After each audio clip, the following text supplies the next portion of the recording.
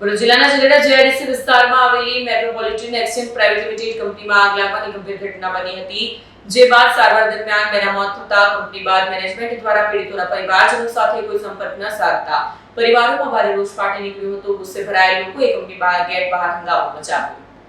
ભરૂચ જિલ્લાના ઝઘડા જીઆઈડીસી વિસ્તારમાં આવેલી મેટ્રોપોલિટન એક્સચેન્જ પ્રાઇવેટ લિમિટેડ કંપનીમાં આગ લાગવાની ગંભીર ઘટના બની હતી. અકસ્માતમાં કુલ 15 કામદારો દાઝી જતા તેમાંથી 2 કામદારોના મોત થયા હતા. ઘટના બાદ કંપની મેનેજમેન્ટ દ્વારા પીડિતોના પરિવારજનો સાથે કોઈ સંપર્ક ન સાધતા પરિવારોમાં રોષ ફાટી નીકળ્યો.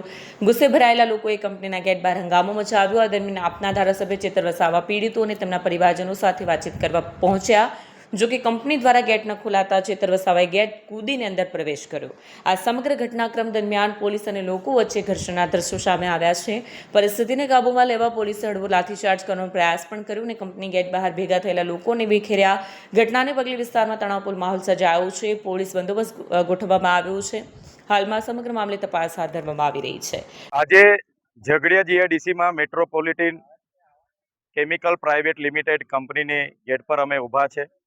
અગાઉ 23 તારીખના રોજ કંપનીની બેદરકારીના કારણે અહીંયા બ્લાસ્ટ થયો હતો અને એમાં 16 જેટલા કર્મચારીઓ ગંભીર રીતે ઘાયલ થયા હતા. ત્યારે કંપની મેનેજમેન્ટ દ્વારા એ લોકો જે હોસ્પિટલમાં હતા ત્યાં પણ એમનું કોઈ પણ જાતનું બિલ પે કર્યું નથી, જેના કારણે આજે 2 દિવસ પહેલા એક કર્મચારીનું મૃત્યુ થયું છે, આજે બીજા કર્મચારીનું મૃત્યુ થયું છે અને 14 જેટલા કર્મચારીઓ ગંભીર રીતે ઘાયલ થયા છે.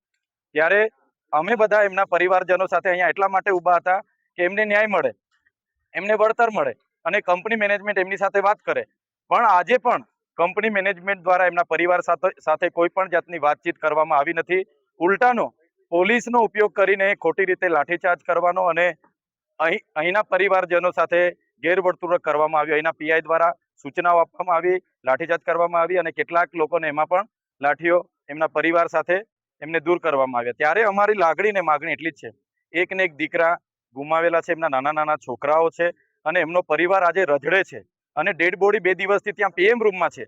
ત્યારે કંપની મેનેજમેન્ટ આમાં યોગ્ય નિર્ણય કરે અને આ પરિવારોને યોગ્ય વળતર ચૂકવે એવી અમારી લાગણી અને માગણી છે. જો પરિવારોને યોગ્ય વળતર નહીં ચૂકવવામાં આવશે તો અંકલેશ્વર, પાનોલી, દહેજ આ વિસ્તારની તમામ જીઆઈડીસીના કામદારોને અમે આહવાન કરીએ છીએ કે આવનારી 30 તારીખે આ કંપની પર ફરી આવવા માટેનું જાહેરાત કરવામાં આવશે અને 30 તારીખના રોજ તમામ કામદારો 1 દિવસની રજા મૂકીને આ કંપની પર સૌ ઉપસ્થિત થાય અને આ 16 પરિવારના જે દીકરાઓને, જે 2 દીકરાઓ મૃત્યુ પામ્યા છે અને 14ને જે ઈજા થઈ છે એમના ન્યાય માટે સૌ પોતાનો સમય આપે.